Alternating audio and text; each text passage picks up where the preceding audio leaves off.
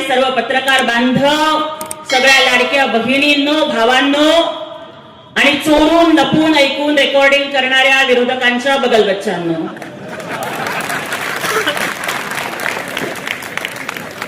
सगळ्यात आधी तर एक सांगते की लपून रेकॉर्डिंग करायची गरज नाही. मला माहिती आहे की सगळ्या गोष्टी लाईव्ह चालू आहेत.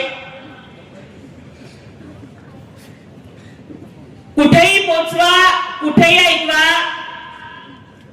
मी कुणाच्या बापाला घाबरत नाही.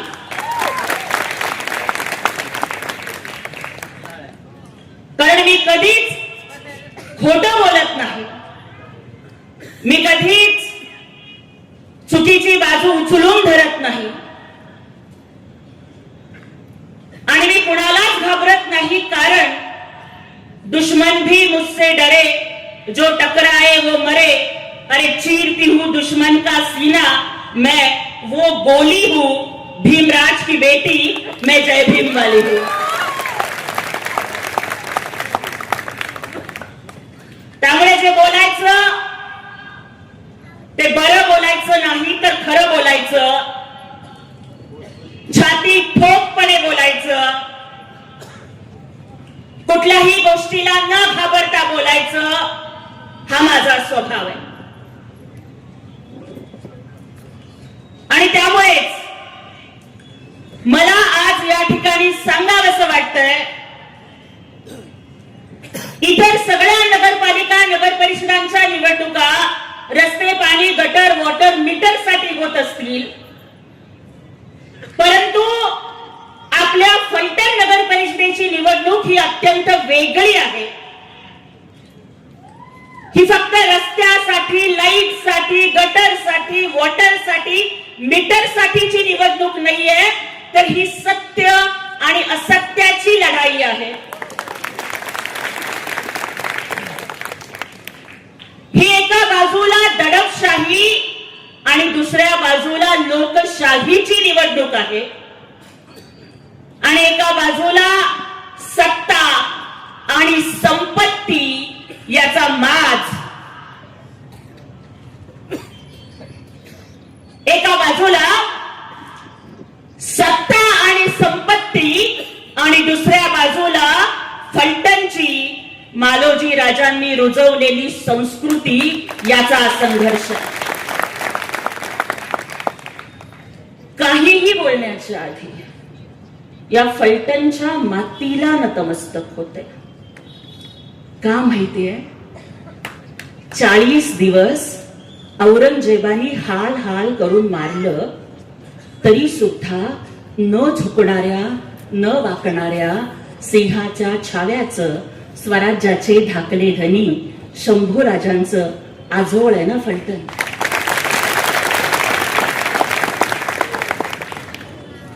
ही फलटणची माती कपाळावरती लावते. कारण जसं प्रत्येक संकटाला भेटणाऱ्या ज्ञानसूर्य डॉक्टर बाबासाहेब आंबेडकरांच्या डोळ्यात पाणी यायचं, ते फक्त माझी माता रमाईसाठी यायचं. त्याचप्रमाणे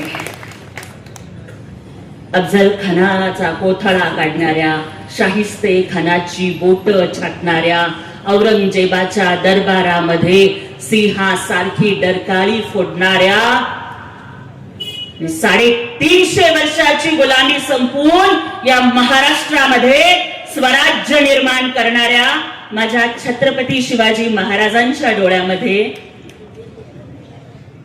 त्यांच्या डोळ्यात जर पाणी येत असेल आणि काळजात जर कधी कळ आली असेल तर ती महाराणी सईबाईंच्यासाठी.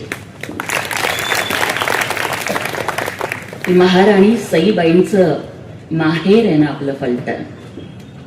आणि म्हणूनच महाराणी सईबाईंच्या माहेरात जन्माला आलेली प्रत्येक लेक आणि लग्न होऊन आलेली प्रत्येक सून सुरक्षित राहिली पाहिजे, हा विडा घेऊन अनिकेत राजे हे आज या नगर परिषदेच्या लढाईला उतरलेले आहेत. कदाचित समोरच्यांच्याकडे पैसे खूप असतील, कदाचित अनेक यंत्रणा त्यांच्याकडे खूप असतील, होतील, दहशत असेल, गुंडागर्दी असेल, खूप काही असेल, पण मला त्यांना ठणकावून सांगायचंय की महाभारताच्या युद्धामध्ये कौरव 100 होते. कौरवांचं सैन्य पांडवांपेक्षा मोठं होतं. कौरवांची संपत्ती पांडवांपेक्षा जास्त होती. कौरवांकडे रथ, हत्ती, घोडे, तलवारी, धनुष्यबाण सगळं काही पांडवांच्या पेक्षा जास्त होतं. कौरव 100 होते, पांडव फक्त 5 होते. पण 100तला एक जण सुद्धा वाचला नाही आणि 5तला एक जण सुद्धा मेला नाही, कारण त्या 5च्या पाठीमाग भगवान श्रीकृष्ण उभे होते.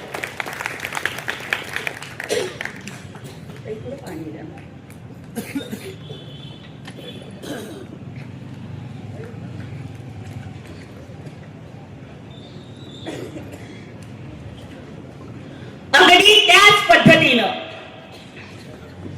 आजच्या या लढाईमध्ये ऍडव्होकेट अनिकेत राजेंच्या पाठीशी जसा पांडवांच्या पाठीशी श्रीकृष्ण उभे होते, त्याच पद्धतीनं महाराष्ट्राचे उपमुख्यमंत्री एकनाथजी शिंदे साहेब उभे आहेत.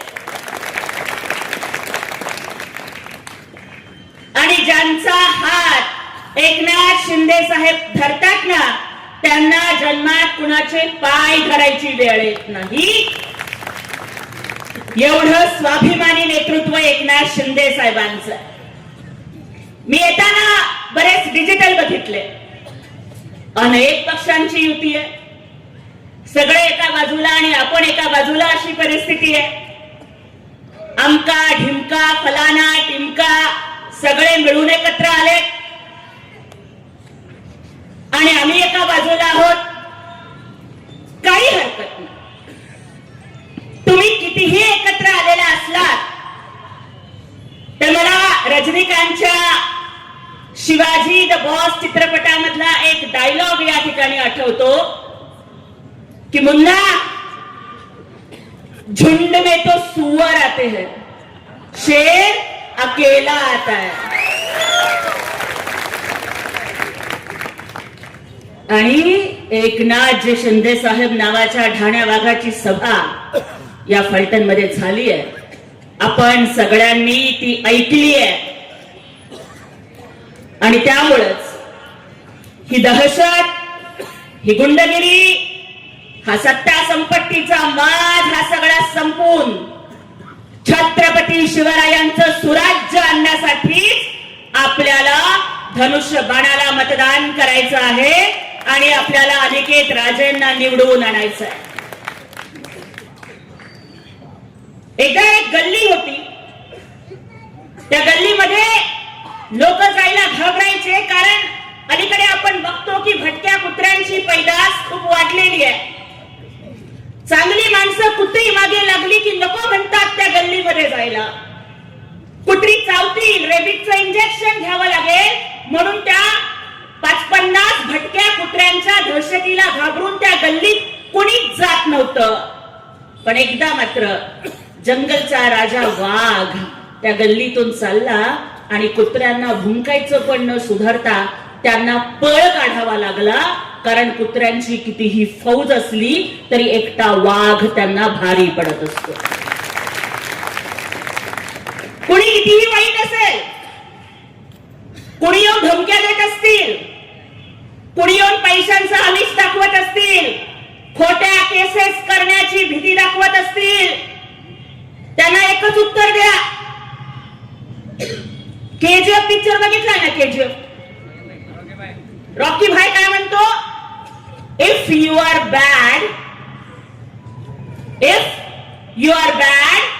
रिमेंबर एकनाथ शिंदे साहेब इज युअर डॅड.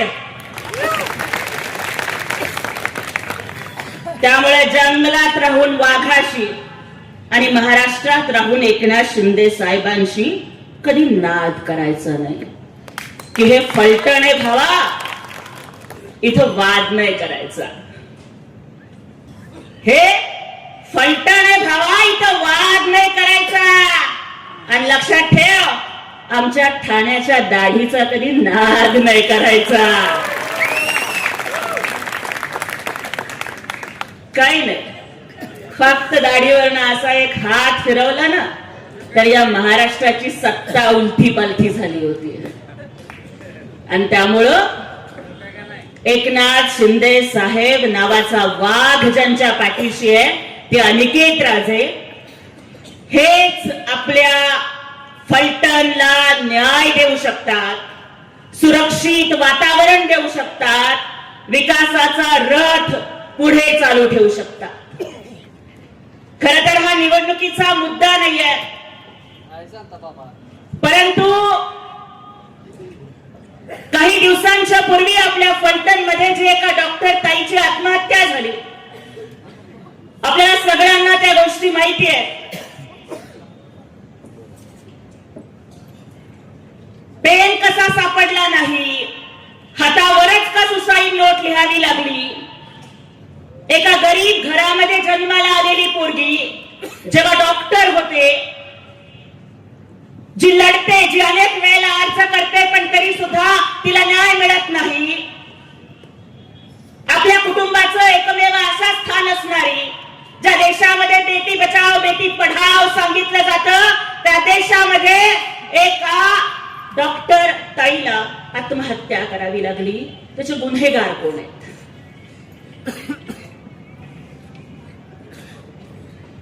कुठल्याच तपासणीला सामोरं न जाता क्लीन चिट का दिली जाते? आज सुद्धा या महाराष्ट्रात, जो महाराष्ट्र शिवछत्रपतींचा महाराष्ट्र आहे, ज्या महाराष्ट्रात एका सर्वसामान्य स्त्रीच्या अब्रूवरती हात घातला म्हणून छत्रपती शिवाजी महाराजांनी रांझ्याच्या पाटलाचे हातपाय तोडले होते, चौरंग केला होता, त्या शिवरायांच्या महाराष्ट्रात आज सुद्धा एका डॉक्टर ताईला आत्महत्या करावी लागते. आणि मेल्यानंतर सुद्धा तिला न्याय न देता परत पुन्हा तिच्या चारित्र्याचा अपमान केला जातो. मेल्यानंतर सुद्धा तिला पुन्हा पुन्हा मारलं जातं. ही दहशत तुम्ही संपवणार आहात का नाही, हा प्रश्न विचारायला खास सोलापूरवरून इथं आली आहे. मी बोलले नाही, पण माझे पत्रकार बांधव इथे आहेत, अत्यंत जबाबदारीनं एक गौप्यस्फोट करू इच्छिते. ज्या वेळेला हे प्रकरण घडलं आणि अनेक आरोप प्रत्यारोप पत्रकार परिषदा होत होत्या, अनेक महिला नेत्या बोलत होत्या, त्यावेळेस इथल्या काही लोकांनी हस्ते परहस्ते माझ्यापर्यंत निरोप पोहोचवले होते. मला आणि दुर्दैव वाटतं, त्यातली निरोप पोहोचवणारी काही माणसं आमच्याच पक्षाची होती. आणि ते मला विचारलं की ताई तुम्ही बोलाल का बाजूनं, काय हवं ते पोचतं करून. आणि खरं सांगतेय, डॉक्टर बाबासाहेब आंबेडकरांच्या संविधानाची शपथ घेऊन सांगतेय. मला सांगितलं गेलं की काय हवं ते देऊ, पण येऊन घेणार का पत्रकार परिषद, बोलाल का आमच्या बाजूनं. अरे पण राशन दिलं की भाषण करायला माझ्या बुद्धीत अंधार पडलेला नाहीये. माझं नाव ज्योती आहे.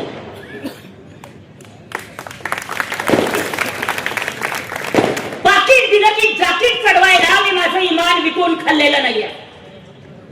आणि मी त्यांना सांगितलं की महिला अत्याचाराच्या प्रकरणात मी अशा पद्धतीनं बोलणार नाही.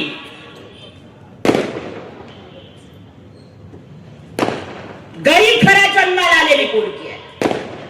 माझे आई बाप अशिक्षित आहे, झोपडपट्टीतली पोरगी आहे, 10x10च्या पत्र्याच्या घरात राहतीये. माझा बाप नगरसेवक होऊन 5 वर्ष झाले तरी डोक्यावरचे पत्रे बदलण्याची ऐपत नाही झाली आमची. पोटात अन्नाचा कण नव्हता, घरात लाईट नव्हती, महापालिकेच्या लाईटच्या खाली बसून पुणे बोर्डात मागासवर्गात बोर्डात पहिली आलेली पोरगी आहे. मातृभाषा तेलुगू आहे, शिक्षण मराठीत झालंय, इंग्लिश लिटरेचर मध्ये PhD केली आहे, सेट झालंय, नेट झालंय. माझं इमान विकत घेणारा माईका लाल जन्माला आला नाही.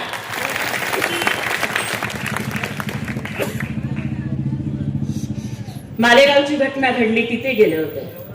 त्या आईचं सांत्वन कुठल्या शब्दात करावं कळत नव्हतं. राजकीय भाषण नाही करायचं, ते खड्ड्यात गेलं राजकारण. कुठल्याही राजकीय पक्षाची पदाधिकारी असण्याच्या आधी मी एक बाई आहे आणि मी एक आई आहे.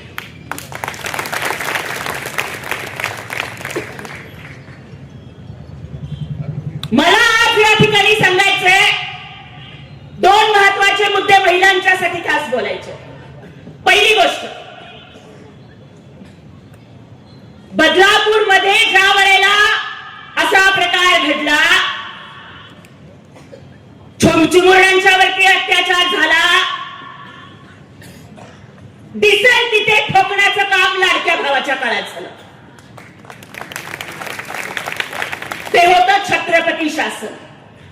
मालेगाव मध्ये गेले, तिथल्या महिला रडत होत्या आणि आम्हाला म्हणत होत्या, आरोपीला 5 मिनिटं आमच्या ताब्यात द्या. त्या लहानगीला जसं ठेचून मारलं ना, तसं आम्ही त्याला ठेचून मारू.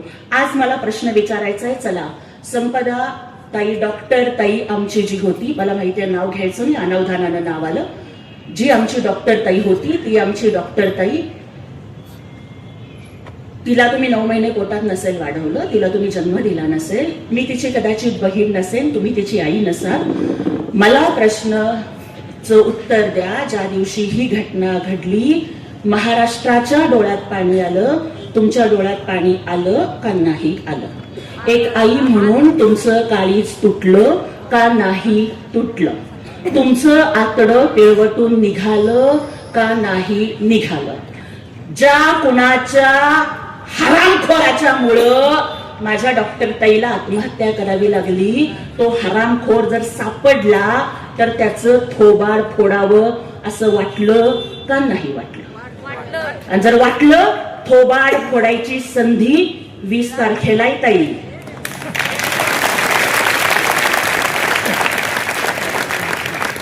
वीस तारखेला फोडायचंय थोबाड. कसं फोडायचं?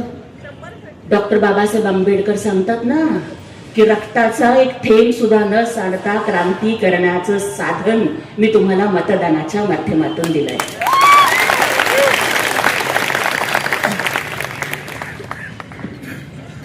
सच्चे का बोलबाला, झूठे का मुंह काला. मग डॉक्टर ताईच्या प्रकरणात ज्या पीएचं नाव आलं, डॉक्टर ताईच्या प्रकरणामध्ये ज्या माणसाची चौकशी चालू आहे, त्या पीएला आजच्या नगर परिषदेमध्ये ज्यांनी उमेदवारी दिलेली आहे, उनका मुंह काला करेंगे या नहीं करेंगे हे विचारायला आले. आणि आणखीन राजकारणाच्या पलीकडे जाऊन ताई तुम्हाला एक सांगते. मला एक प्रतिक्रिया, मी जेव्हा फिरत होते, सगळं महाराष्ट्र फिरते, तेव्हा मला प्रतिक्रिया विचारली डॉक्टर ताईच्या प्रकरणाच्या बाबतीत. तेव्हा मी त्यांना समजावून, पत्रकारांना मी एकच बोलले, दादा हे पोहोचवा महाराष्ट्राच्या प्रत्येक ताईपर्यंत, प्रत्येक बाईपर्यंत पोहोचवा. मी त्यांना म्हणलं की घडलेली घटना वाईट आहे, लोक येतात, पत्रकार परिषदा करतात, राजकारणाच्या पोळ्या भाजून घेतात, पण मला आज महाराष्ट्राच्या प्रत्येक महिलेला सांगायचंय, जर कुठला हरामखोर तुमच्यावर अत्याचार करत असेल, जर कुठला नराधम तुम्हाला त्रास देत असेल, फासाचा दोर जवळ नको करू, कुठली विहीर जवळ करू नको, रेल्वेचा ट्रॅक जवळ करू नको. शक्य झालं तर मासाहेब जिजाऊंच्या हातातली तलवार घे,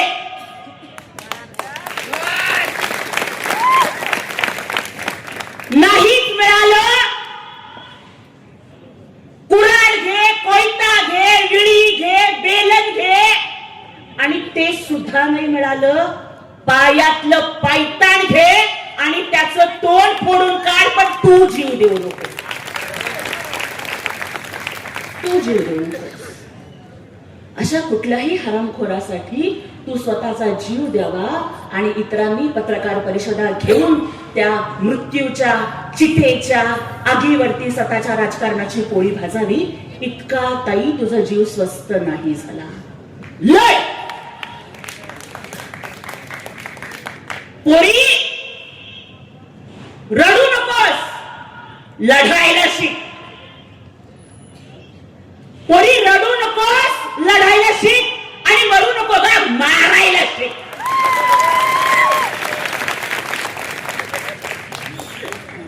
म्हणजे असं झालं पाहिजे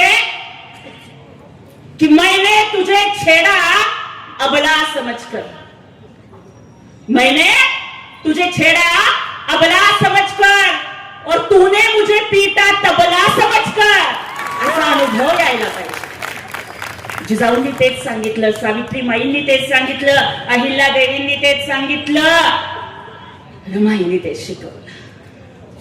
आणि त्यामुळे जो संताप आहे, तो राग आहे, जो आक्रोश आहे, तो संवैधानिक पद्धतीनं मतपेटीतून बाहेर पडू द्या. आम्ही बाबासाहेबांची लेकरं, आम्ही कायद्याचा सन्मान करतो, आम्ही कायदा मोडत नाही, आम्ही कायद्याच्याच मार्गाने क्रांती करून दाखवणार.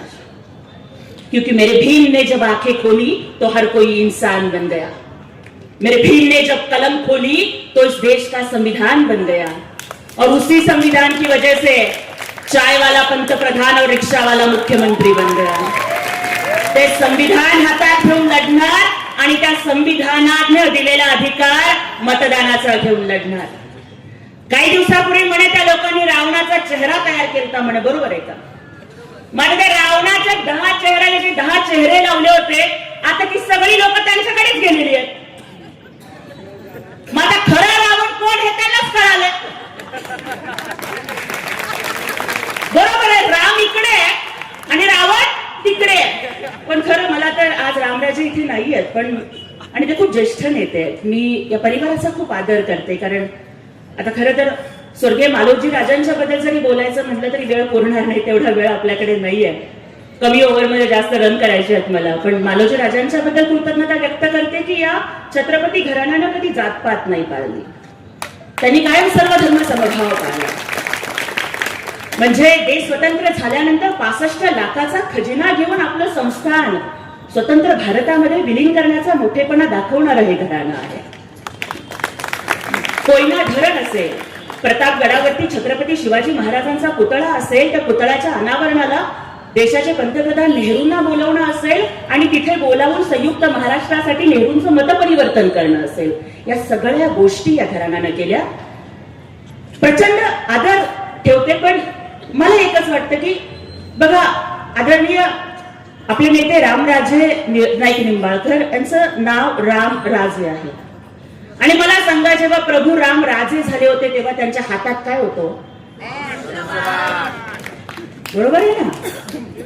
धनुष्यबाण रामाचा आणि राम धनुष्यबाणाचा. हे तर समीकरण आधीपासून होतं, तुम्ही थोडा उशीर केला.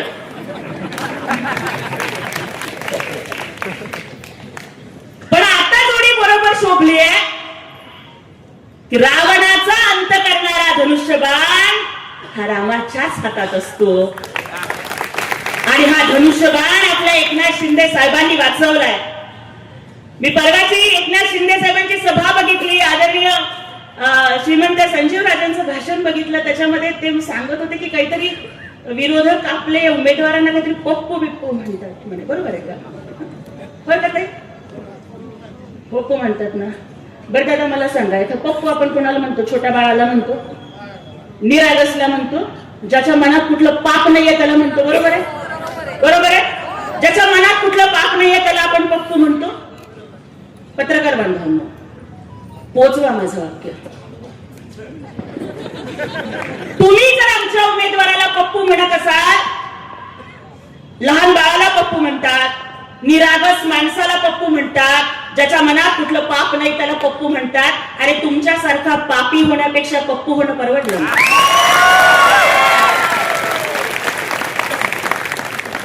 त्याच्या पुढचं सांगते, इथं थांबत नाही, त्याच्या पुढचं सांगते. तुम्ही पप्पू म्हणताय, हो विरोधक पप्पू म्हणतात, पण 20 तारखेला फलटणची जनता दाखवून देतील की ऍडव्होकेट अनिकेत राजे पप्पू आहे का तुमचे पप्पा आहेत ते.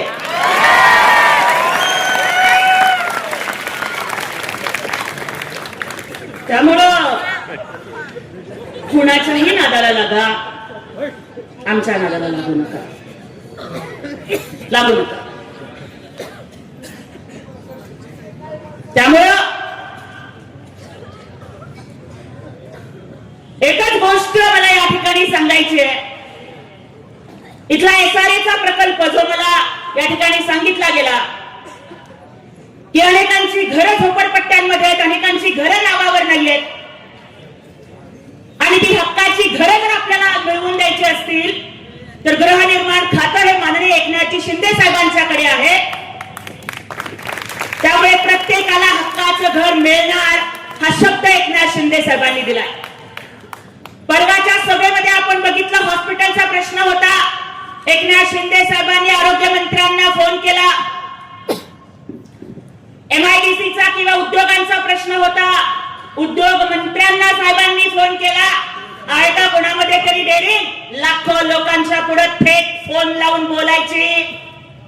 अरे तुमची सगळी ताकद आणि एकनाथ शिंदे साहेबांचा एकच कॉल आणि प्रॉब्लेम सॉल्व. हे एकनाथ शिंदे साहेबांच्या कामाची स्टाईल आहे. त्यामुळे जे जे शब्द आदरणीय साहेबांनी इथे दिलेले आहेत, मग SRAचा असेल, घरांचा असेल, रस्त्याचा असेल, पाण्याचा असेल, रोजगाराचा असेल, हॉस्पिटलचा असेल, ते सगळे शब्द साहेब पूर्ण करणार. कारण एकनाथ शिंदे साहेब नेहमी म्हणतात की एक बार जो मैंने कमिटमेंट कर दी तो मैं अपने आप की भी नहीं सुनता. आज आम्हाला अभिमान वाटतो की आम्ही आदरणीय एकनाथ शिंदे साहेबांसारख्या नेत्यासाठी काम करतोय की जे महाराष्ट्राचे मुख्यमंत्री झाले. याच्या आधी कोणी 2दा मुख्यमंत्री झालं, कोणी 3दा मुख्यमंत्री झालं, कोणी 4दा मुख्यमंत्री झाले. त्यांनी फक्त स्वतःच्या सख्या बहिणीला किंवा चुलत बहिणीला लाडकी बहीण म्हणलं असेल. ताई ऐका, आपण नवऱ्यानं 10,000 हातात ठेवले तरी भावानं दिलेली 100 रुपयाची ओवाळणी गोड लागते आपल्याला. कारण सासरच्या माडीपेक्षा माहेरची साडी आम्हाला गोड लागते. पण आजकाल परिस्थिती अशी आली, दादा वाईट वाटून घेऊ नका, पण राखी बांधल्यावर सख्खा भाऊ सुद्धा 100च्या ऐवजी 500ची नोट टाकताना लाडकी बायको बघत नाही ना हे बघतो.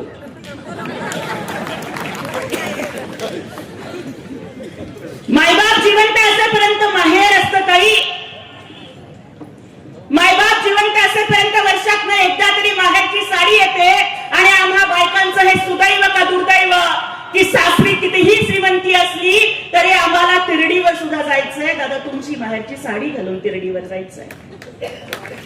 मायबाप जिवंत असेपर्यंत माहेरची साडी येते, नंतर ब्लाउज पीस, नंतर तेही बंद होतं. मग आम्हीच कुठंतरी साखरेच्या डब्यात पैसे साठवतो. रक्षाबंधनला कुणालाच न कळता आम्ही बाजारात जाऊन साडी विकत आणतो आणि सासरी माहेरचा मान राखण्यासाठी म्हणतो, माझ्या भावानं पाठवली बर का साडी, चांगली आहे ना. हे आम्हा येड्या बहिणीची येडी ही माया. आम्हा या येड्या गरीब बहिणींची माया कोण समजून घेतली? या आम्हा गरीब बहिणींची माया समजावून घेणारा रक्ताचं नातं नाही, चुलत नाही, मावस नाही, लांबचं नाही, दूरचं नाही, जातीचं नाही, पातीचं नाही, तरी सुद्धा आम्हाला लाडकी बहीण म्हणणारा भाऊ आम्हाला भेटला. त्यांचं नाव एकनाथ शिंदे साहेब. सख्खा भाऊ 2 वेळेला ओवाळणी देतो.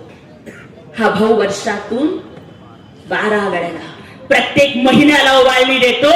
आतापर्यंत प्रत्येक लाडक्या बहिणीच्या खात्यात 24,000 जमा झालेले आहेत. 2 महिन्याचे पैसे जमा होतील. कुणीही लाडकी बहीण योजना बंद करायचा प्रयत्न केला, काळजी करू नका. जोपर्यंत तुमचा लाडका भाऊ आहे तोपर्यंत कुणाच्या बापाच्या दम नाही लाडकी बहीण योजना बंद करण्याचा. आतापर्यंतच्या वर्षभरामध्ये काही ओवाळणी किती झाली असेल? एका वर्षात 2,47,00,000 महिलांना एका वर्षात दादा 45,000 कोटी रुपये थेट त्यांच्या खात्यावर जमा झाले. हा सन्मान तुमचा आहे. आमच्या शारदाताईंनी सांगितलं अनेक योजना, परत बोलत बसून वेळ नाही वाया घालवणार. आदरणीय राजेंचंही आपल्याला ऐकायचंय. पण एसटी मध्ये अर्ध तिकीट आधी तर आमचे दाजी लाडक्या बहिणीला म्हणायचे तू बस मी जाऊन येतो. आता दाजी म्हणल्यावर लाडकी बहीण म्हणती तुम्ही गेल्यावर डबल खर्च येतो, मी गेल्यावर अर्ध्या तिकिटात भागता या,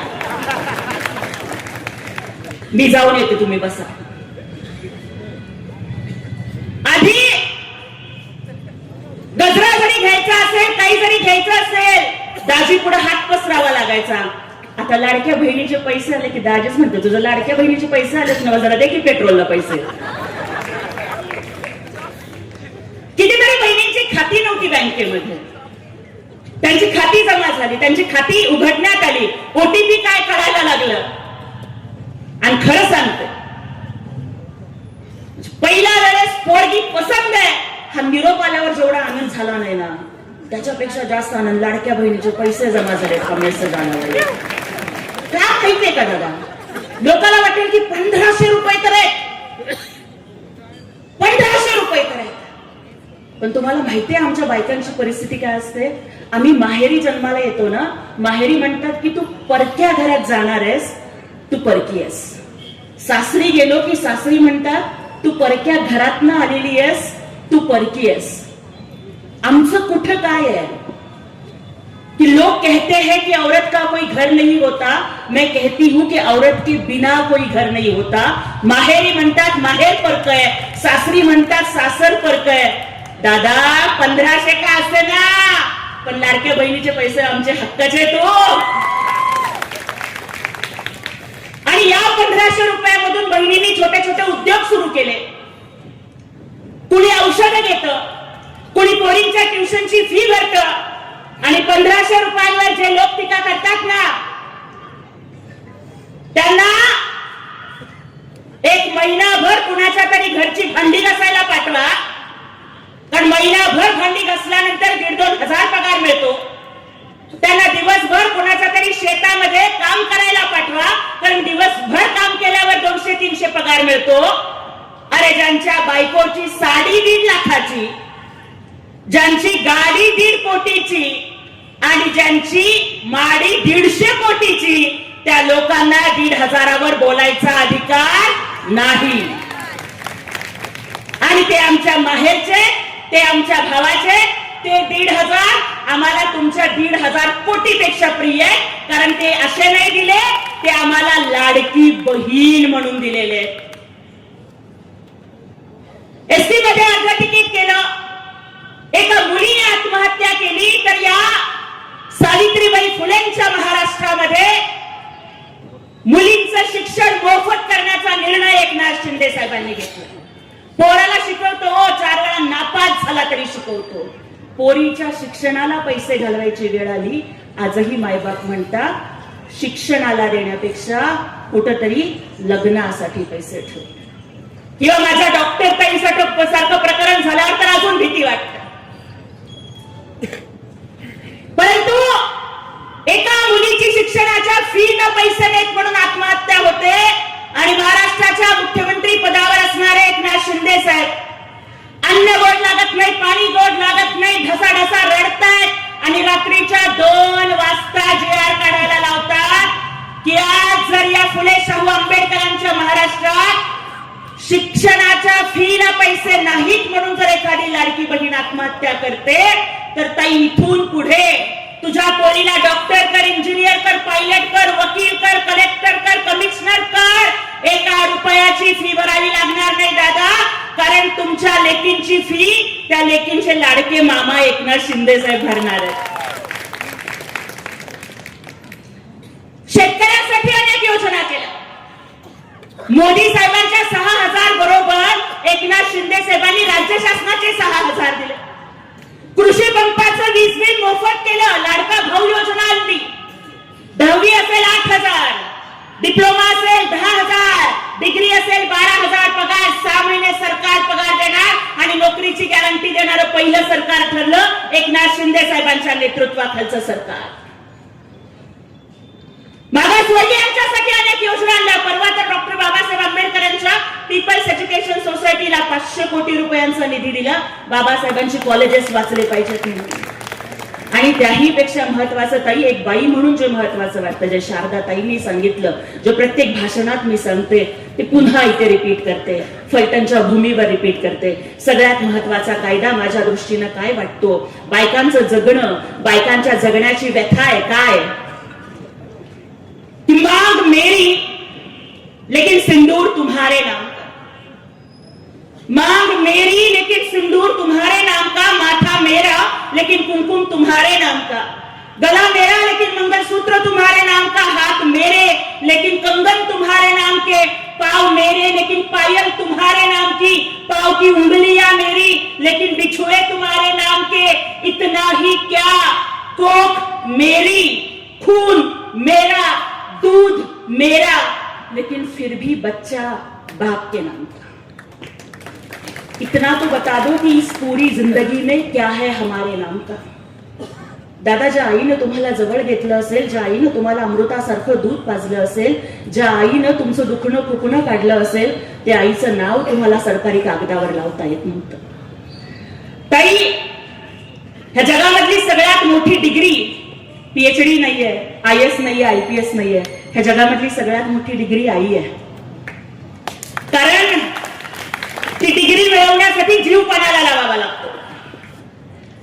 ती डिग्री मिळवण्यासाठी 9 महिने 9 दिवस लेकराचं गोड ओझं सहन करावं लागतं. ती डिग्री मिळवण्यासाठी मरणाच्या पेक्षा सुद्धा भयानक अशा यातना सोसाव्या लागतात. पण त्या आईचं नाव कुठल्याच कागदावर लागत नव्हतं.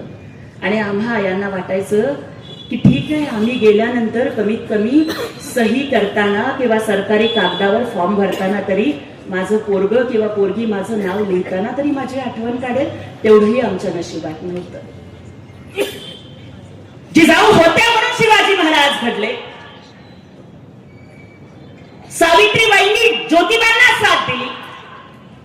माता रमाई बाबासाहेबांच्या पाठीशी खंबीरपणे उभ्या राहिल्या. पण या महाराष्ट्रात मातृत्वाचा सन्मान होत नव्हता.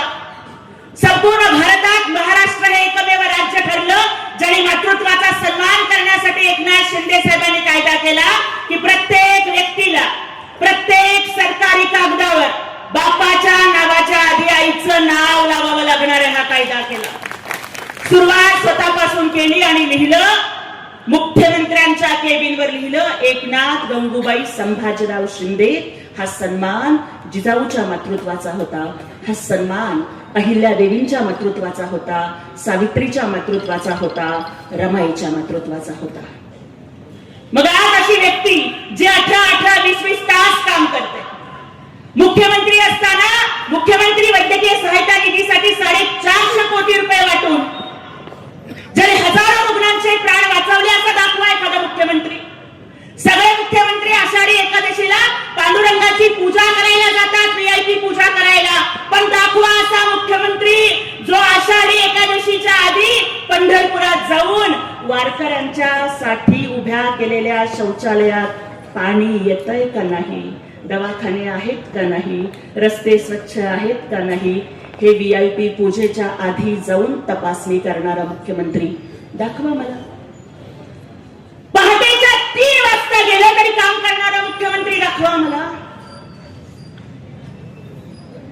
मुख्यमंत्री सहायता निधीचा फॉर्म समोर आल्यावर सलाईंची सुई बाजूला काढून ठेवून मी सही करायला उशीर केला आणि मदत पोहोचायला उशीर झाला तर एखाद्याचा जीव जाईल म्हणून सलाईंची सुई बाजूला काढून ठेवून थरथरत्या हातानं मुख्यमंत्री वैद्यकीय सहायता निधीच्या फॉर्मवर सही करणारा मुख्यमंत्री दाखवा मला. समोर कार्यकर्त्यांनी जर निवेदन दिलं आणि टेबल नसला तर त्या कार्यकर्त्याच्याच पाठीचा टेबल करून त्याच्या पाठीवर कागद ठेवून सही करणारा मुख्यमंत्री दाखवा मला. मी मुख्यमंत्री असलो तरी कार्यकर्ता आहे. मी CM म्हणजे कॉमन मॅन आहे आणि आता DCM म्हणजे डेडिकेटेड टू कॉमन मॅन आहे असं म्हणत कुठलाही प्रोटोकॉल न ठेवता आलेल्या प्रत्येकाला भेटणारा उपमुख्यमंत्री तरी दाखवा मला. लक्षात ठेवा, फूल तो बहुत देखे हैं, कोई गुलाब नहीं देखा.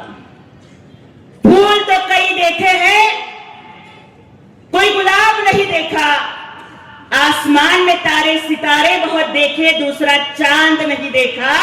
इस राजनीति में हमने धनवान तो कई देखे, पहलवान भी कई देखे, बलवान भी कई देखे, लेकिन एकनाथ जी शिंदे साहब जैसा दयावान नहीं देखा। गोर गरिबांच्या साठी मनात दया बुद्धी असणारा, करुणा असणारा हा नेता आहे, म्हणून आपल्याला त्यांच्या सोबत उभं राहायचंय दादा. जातीच्या धर्माच्या नावावरून राजकारण करणारे अनेक सापडतील, पण एका बाजूला हिंदुत्वाचा अभिमान ठेवून दुसऱ्या बाजूला गुरख्यामधली 25 वर्षाची फरीन सादिक मकुबाई कोल्हापूरच्या सभेत 2 महिन्याचं लेकरू घेऊन येते आणि म्हणते की शिंदे साहब ये मेरी बेटी है. गरीब थे, लगा था बेटी मर जाएगी, पैसे नहीं थे इलाज के लिए, आपने 3 लाख दिए, इस मुसलमान बहन की बच्ची बचाई, आपकी दुआ से बेटी बची, मैंने बेटी का नाम दुआ रखा है. असं बुरख्यातली मुस्लिम बहीण म्हणते. हे भाग्य कोणाला लाभलं? त्या माणसाच्या सोबत दादा आपल्याला उभं राहायचंय. त्यामुळे खूप न बोलता एवढीच विनंती करते की आपल्या फलटणची संस्कृती वाचवण्यासाठी, दडपशाहीला मातीत गाडून लोकशाही टिकवण्यासाठी येणाऱ्या 20 तारखेला धनुष्य बाणाच्या चिन्हासमोरचं आणि इतर चिन्ह आपली छत्री आणि हात ही जी नगरसेवक पदाची चिन्ह आहे, टीव्ही पण आहे, त्यालाही आपण आमच्या पूर्ण पॅनलला निवडून द्यावा आणि नगराध्यक्ष पदासाठी अनिकेत राजेंना आपण सोबत उभं राहावं. आणि आणखीन एक सांगते जाता जाता, मला माहिती आहे आता मी जे काही सगळं बोलले, उद्यापासून कदाचित त्यांच्याकडे प्रचंड यंत्रणा आहे, IT सेल आहे, अमुक आहे, तमुक आहे, मला ट्रोलिंग चालू करतील, उद्या कदाचित काय काय खोटं नाटक फिरवतील. मी कुणाला भीक घालत नाही, सांगून ठेवते. जाता जाता एवढंच सांगते की ज्योति नाम का मतलब फ्लॉवर नहीं होता, फायर होता है, फायर. त्यामुळे तुमच्या ट्रोलिंगला, तुमच्या टीकेला, तुमच्या खोट्या नाट्या कुठल्याच गोष्टीला घाबरत नाही. जर गरीबाची लेख आहे म्हणून तुमचा IT सेल माझ्या मागे लावायचा असेल तर लावा, पण आज तुमच्याच गावात चौकात उभं राहून सांगते की तुम्ही कितीही कारस्थान करा, हम झुकेगा नाही साला. आणि आज जर आपल्याला वाटत असेल की जसं मी ताठ मानेनं बोलते झुकेगा नाही, कारण मला माहितीये की माझ्या पाठीशी माझे लाडके भाऊ एकनाथ शिंदे साहेब उभे आहेत. आणि आज अनिकेत दादा फलटण मधल्या प्रत्येक लाडक्या बहिणीच्या पाठीशी तुम्ही उभं राहणार आहात की उद्या या फलटणची लाडकी बहीण जसं आधी पहाटे मॉर्निंग वॉकला बाहेर पडायची, रात्री 11 वाजता सुद्धा बाहेर पडायची, आज भीतीमुळे, दहशतीमुळे महिला बाहेर पडत नाहीयेत. अंधार पडला म्हणून लवकर घरी जात आहेत. ज्या दिवशी अनिकेत राजे नगराध्यक्ष होतील ना, त्या दिवशी गुलाल उधळायला या चौकात जमू, नाहीतर बालोजी राजांच्या पुतळ्याजवळ जमू आणि सगळ्या लाडक्या बहिणी मिळून सांगू झुकेगा नाही साला. त्यामुळे तो इतिहास आपण घडवा ही विनंती आपल्याला करते. धनुष्य बाणाला साथ द्या, एकनाथ शिंदे साहेबांना साथ द्या आणि अनिकेत राजांना आणि आमच्या पूर्ण पॅनलला मतदान करून निवडून आणा ही विनंती करून इथेच थांबते. जय हिंद, जय महाराष्ट्र, जय शिवराय, जय भीम. धन्यवाद ताई, जोरदार